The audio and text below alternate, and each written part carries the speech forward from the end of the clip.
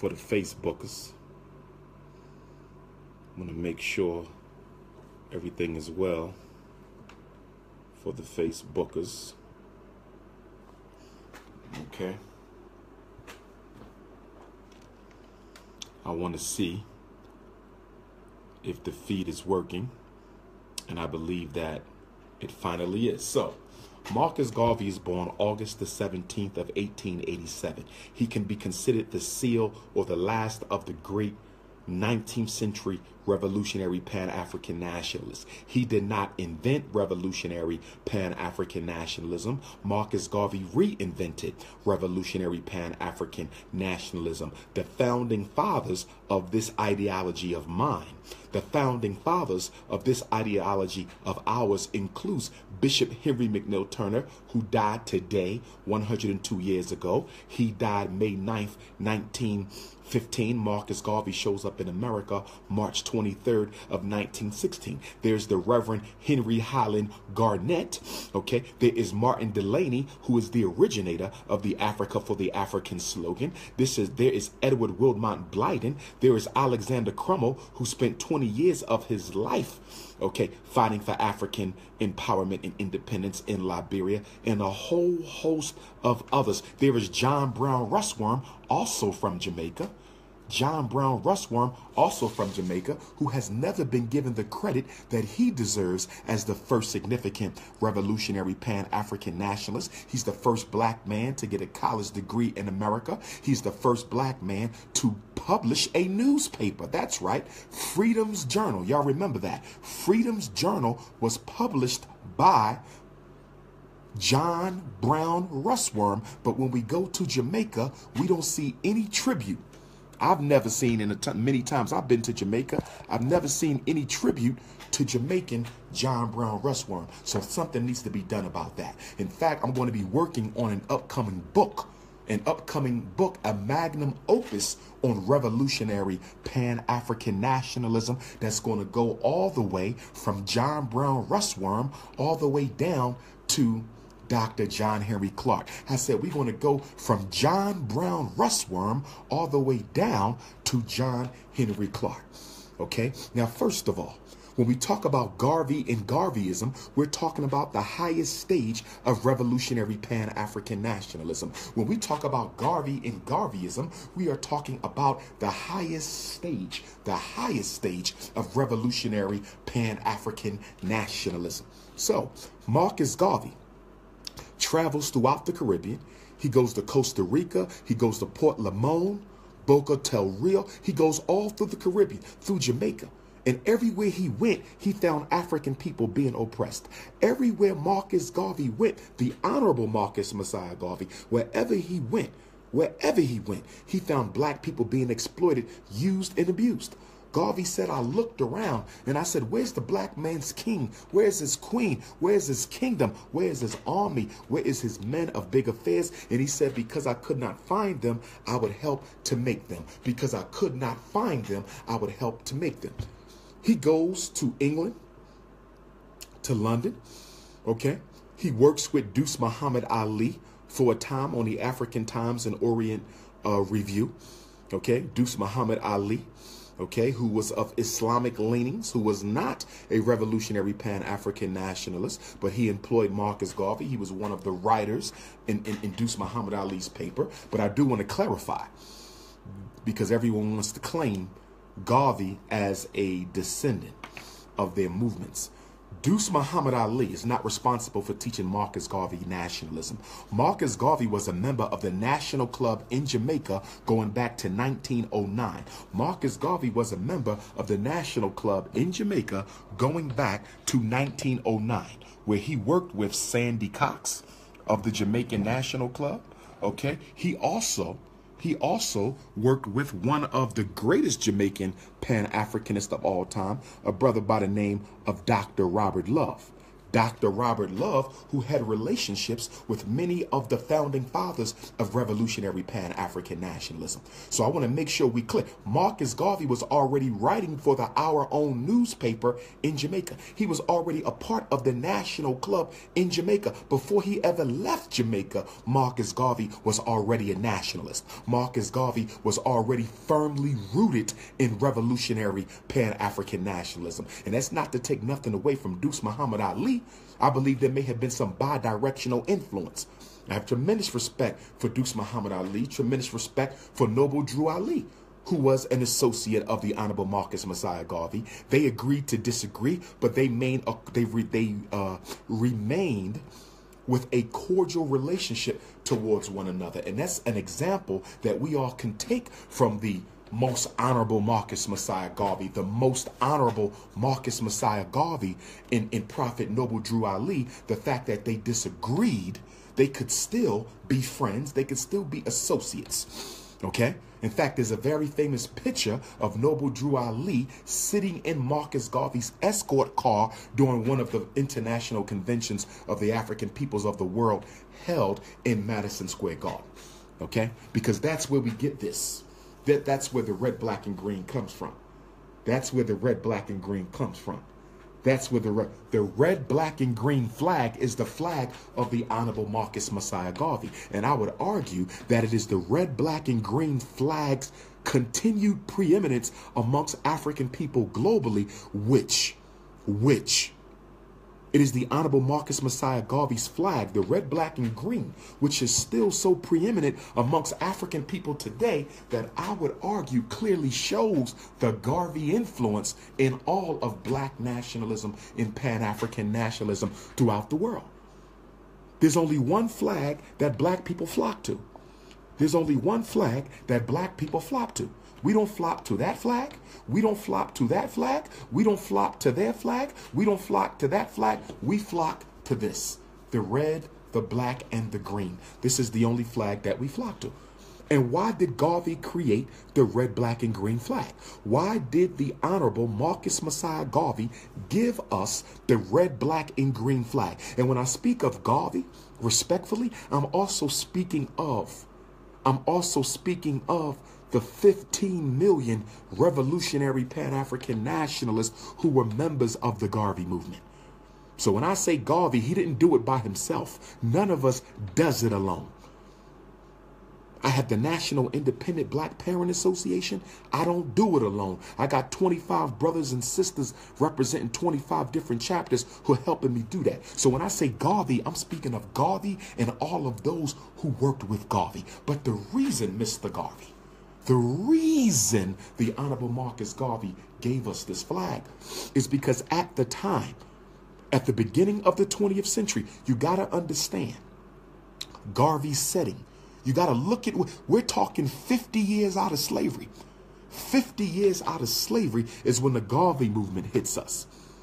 50 years out of slavery, and you got a black man saying that we are the equals of everyone. You got a black man saying that we have a right to own our own land. We got a right to control our own destiny. We got a right to worship our own God. That was revolutionary 15 years after slavery. That was revolutionary. No one came to black people talking like that 15 years out of slavery.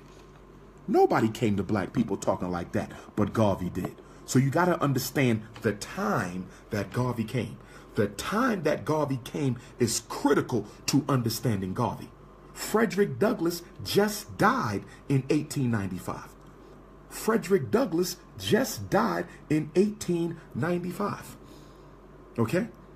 So Garvey shows up 20 years after Douglass. Garvey shows up 1 year after Bishop Henry McNeill Turner has passed on. Harriet Tubman dies in 1913.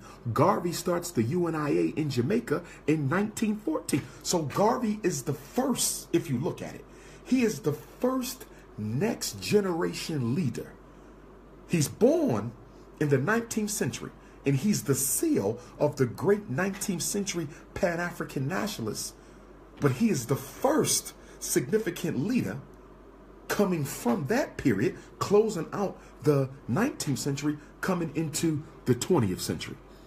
So the reason he gave us this flag is because at the time in America, during the time of Garvey, you had the St. Louis riots, you had the Red Summer of 1919 and other years, you had the Ku Klux Klan, you had the White Knights. This Dr. King isn't even born yet. Malcolm X isn't even born yet. Medgar Evers isn't even born yet. Huey P. Newton isn't even born yet. Fred Hampton isn't even born yet. Stokely Carmichael isn't even born yet. They're not even born yet. And so Garvey gives us the red, black, and green flag because there was a song. White folk had a song, and the name of the song was "Every Race Has a Flag Except the Coon." The name of the song was "Every Race Has a Flag Except the Coon." Every race has a flag except the coon. So they were making mockery of the fact that the entire African world had been colonized except for Ethiopia and Liberia. And we could argue that Liberia was still a colony, respectfully. Respectfully. Respectfully. Every Caribbean island colonized by white folks. Every Central and South American country colonized by white folks. Every African nation colonized by white folks except Ethiopia, with the possibility of Liberia. So they were making fun at the fact that the black man had no land. He had no king. He had no kingdom. So at the first International Convention of the African Peoples of the World, which is the largest international gathering of African grassroots Pan-Africanists in history. Facts. Marcus Garvey's first international convention, which lasted from the 1st of August to the last day of August of 1920, is still the largest, comprehensive representation of Pan-African thought, ideology, and leadership in one place at one time.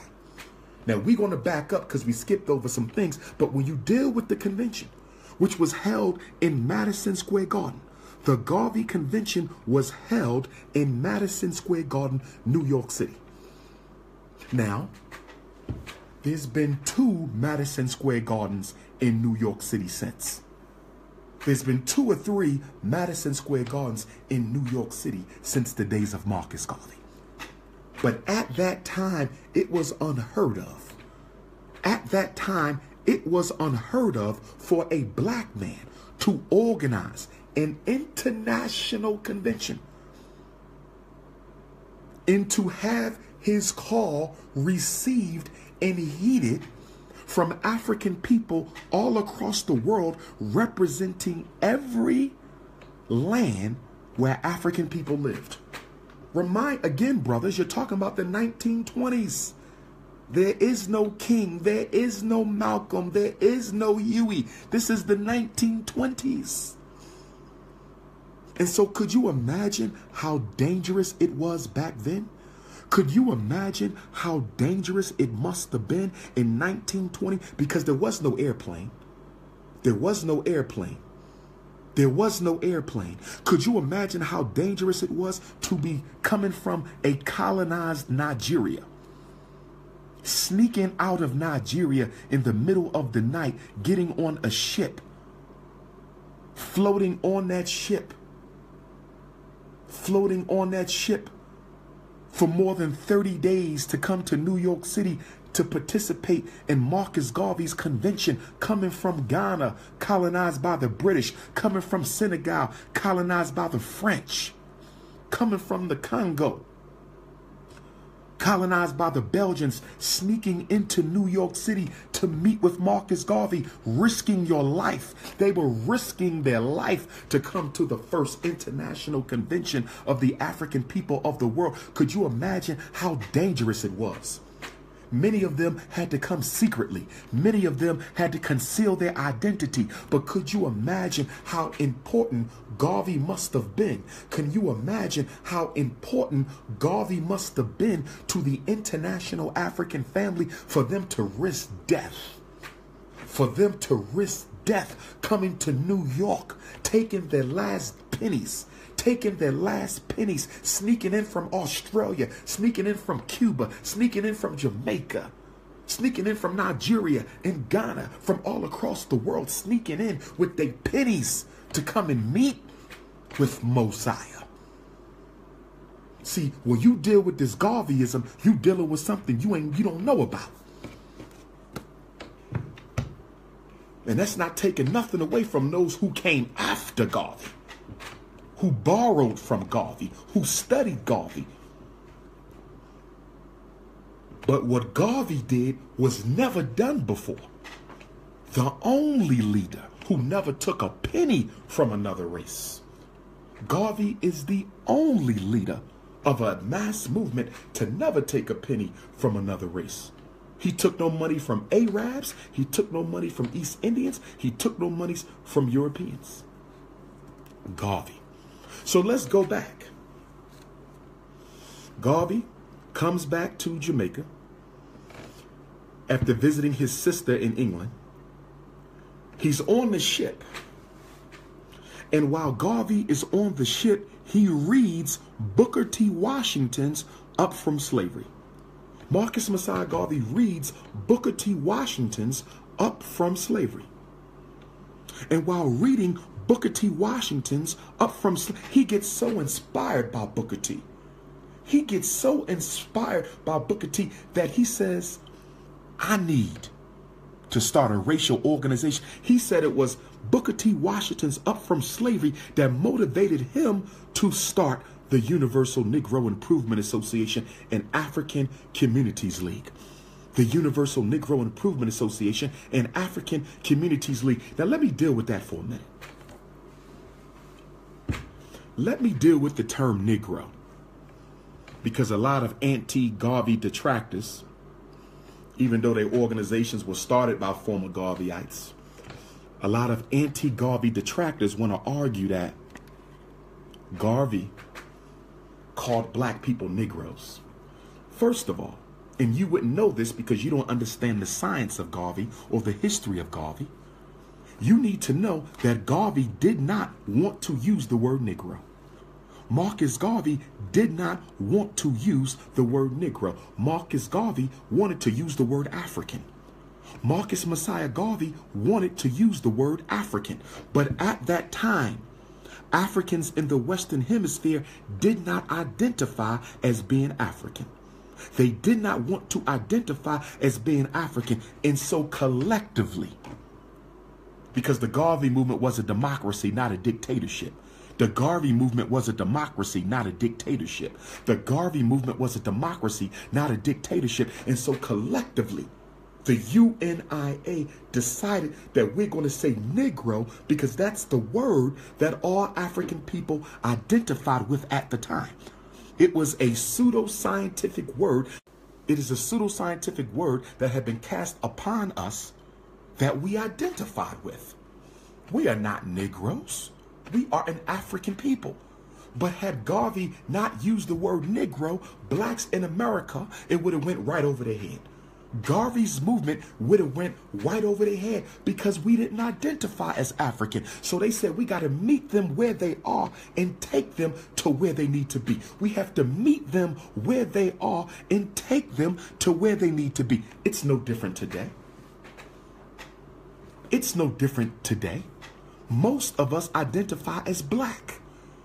In America, we don't identify as African, we black. In Canada, we don't identify as African, we black. In the Caribbean, we don't identify as African, we black. So if you start an organization today and you say African, it's going to go over a lot of our people's heads because they're still asleep and unconscious. So all Garvey did was meet the people where they were. But that's why the name of the organization, the total name, is Universal Negro Improvement. We want to improve upon the consciousness of the Negro. We want to improve upon the power of the Negro. We want to improve upon the economics of the Negro. We want to improve upon the culture.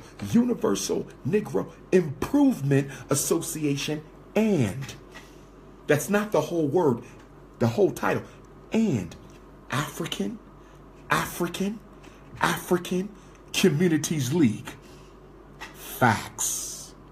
Facts. It is UNIAACL, Universal Negro Improvement Association, and African Communities League. So Garvey said, we still got to put African in the title because that's what we are. We know we got to meet our people where they at. They still consider themselves Negro. So we're going to say Universal Negro Improvement Association. But for those who know who they are, we have to speak the truth. So we're going to also add to the name of the organization, the African Communities League. Facts. Okay? And just to clarify, Garvey was not a religious figure. He may have been deified in the minds of people, but he never teached or taught that he was any kind of a prophet or a Messiah. He never did that. Garvey never did that. The Garvey movement was not a religious institution. It is a nation-building institution. The Garvey movement is about building a government. The Garvey movement is about building a government for African people. We believe in freedom of religion.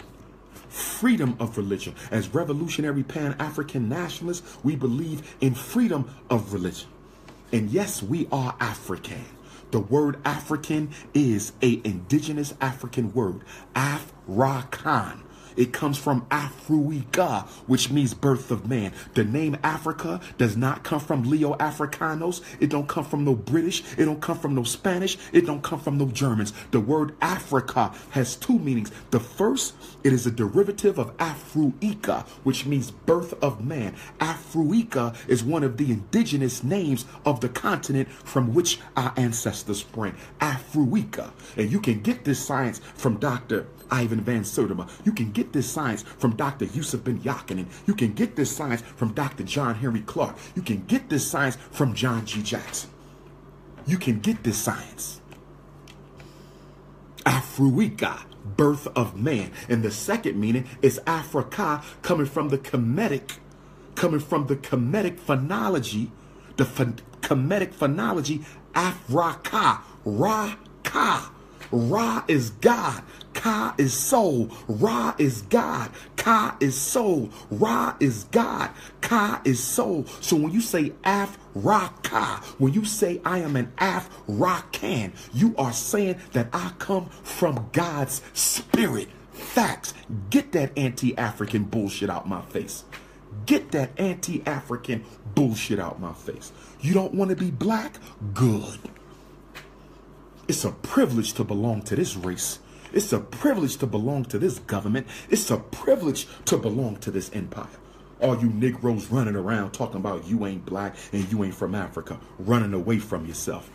Running away from yourself. And that's why we love Garvey, because Garvey taught us to love who we were. Garvey didn't give us no new identity, no fake identity. He said, go back to where you come from. Reclaim your birthright, which is Mother Africa. Reclaim your birthright, which is Mother Africa. So Garvey, after reading Booker T. Washington, is motivated to start the Universal Negro Improvement Association and African Communities League. He lands back home in Jamaica, July the 15th, links up with Amy Ashwood Garvey, the first wife, who was a significant Pan-Africanist in her own right. You got to do your work on Amy Ashwood Garvey, who was present at the 5th Pan-African Congress. She was present at the 5th Pan-African Congress.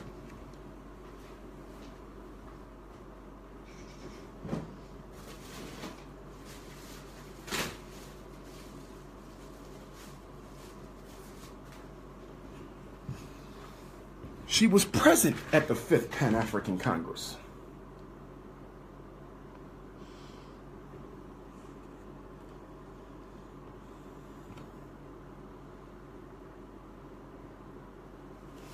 So you got Amy Ashwood, Marcus Garvey's first wife, and although they got a divorce, she continued to do work.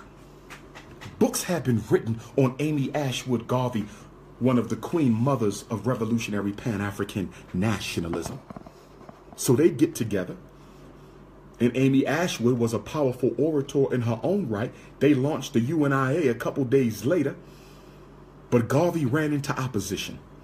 Garvey was a deeply melanated African. That's another thing about Marcus Mosiah Garvey.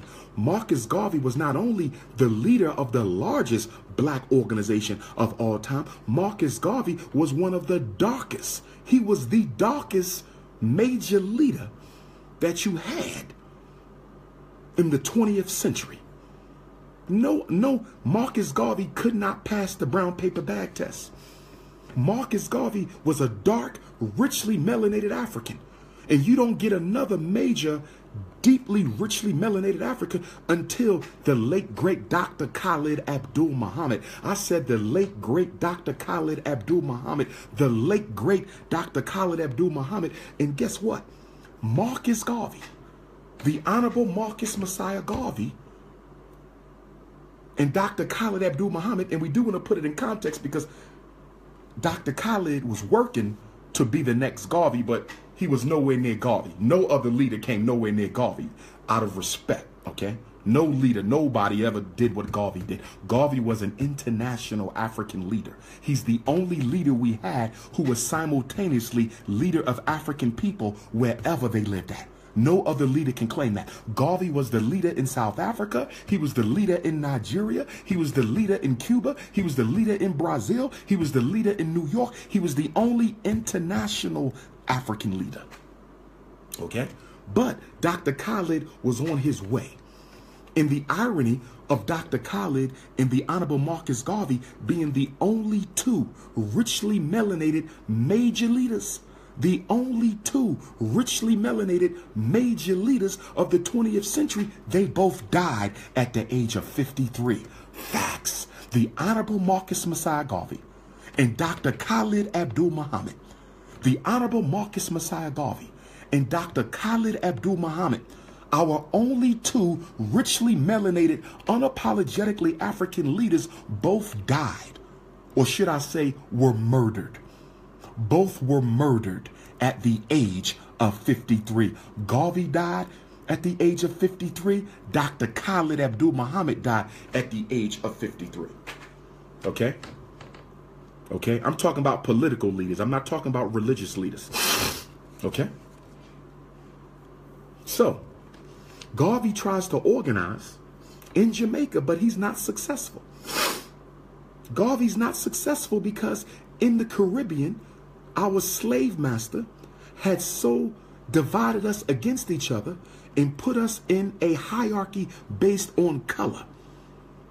Based on color, that in the Caribbean islands, you had octoroon, quadroon, mulatto. You had about 8 different color hierarchies. And as we are today, black people were not interested in being African. Black people were not interested in being black. They wanted to be light-skinned. They wanted to do what Serena Williams is doing. They wanted to do what our sister Serena Williams is doing right now. Have a baby with a white man so your child can come out lighter than you.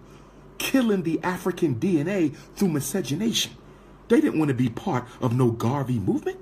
I don't want to be black. I'm trying to blend in with the whites. And so Garvey met all kinds of opposition in America. Garvey met all kinds of opposition in America. In Jamaica, because they didn't want to be part of nothing like that. The hell you trying to make me be African for? Africans don't get no respect. Africans don't get no jobs. Africans ain't liked. And that's why in the Caribbean today, you got skin bleaching problem. In the Caribbean today, you got skin bleaching. Brothers and sisters bleaching their damn skin. We got rappers bleaching their damn skin. Even right here in South Africa, bleaching their damn skin, trying to become white. So when Garvey stood up and said, "Up, you mighty race, you can accomplish what you will," they ran away from Garvey. Who is you to come and tell me that I'm an African? We not going to follow you. You as black as tar. We not following no blue, black, purple leader. You better go bleach your skin before you come talking to me. So the Jamaicans try to destroy Garvey because the culture was based on color worship and integration. Color worship and integration. They didn't want no parts of Garvey. So Garvey begins correspondence with Booker T. Washington. The Honorable Marcus Mosiah Garvey begins to communicate with Booker T. Booker T. Washington, who himself had an international conference for the Negro at Tuskegee. Facts. See, y'all criticize Booker T. I'm going to have to do a seminar on Booker T because y'all don't understand Booker T. Washington. Marcus Garvey's influence. Y'all don't understand Booker T. Washington. And who was Booker T. Washington's hero? Who was Booker T. Washington's hero? Who did Booker T. Washington write the first biography of? Who was the great leader that Booker T. Washington wrote one of his first biographies? And that's the Honorable Frederick Douglass. Booker T. Washington idolized Frederick Douglass, wanted to be like Frederick Douglass, and wrote one of the first biographies for the Honorable Frederick Douglass. And so Booker T comes from Frederick, and Garvey comes from Booker T. So Garvey also comes from Douglass. Facts. Facts. In fact, Marcus Garvey named his first Black Star Line ship the what? The first Black Star Line ship, 1919. Marcus Garvey, the first Black Star Line ship was named what? The SS Frederick Douglass. The first Black Star Liner, the first Garvey ship was the SS Frederick Douglass. So when I say Frederick Douglass and Marcus Garvey, know what I know. You got to know what I know before you open your mouth. I know my history. I know my history.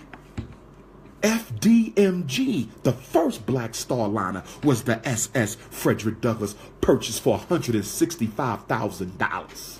Garvey.